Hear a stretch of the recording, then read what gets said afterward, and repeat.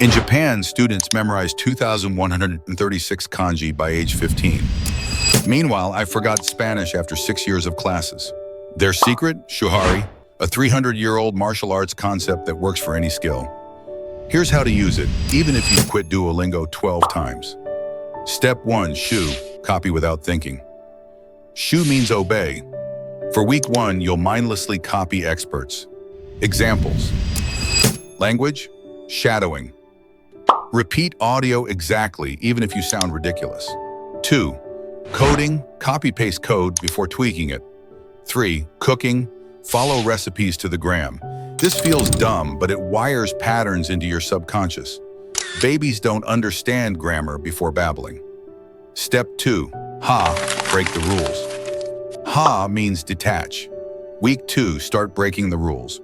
Try 1, language, make wrong sentences, the cat swims in math. 2. Trace, then add googly eye on.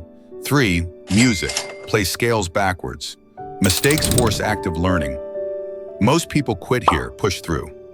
Step 3, Rai, create something new. Rai means transcend. Week 3, you'll innovate. Examples. Language, write a 3-line poem. Coding, build a useless app, a button that meows.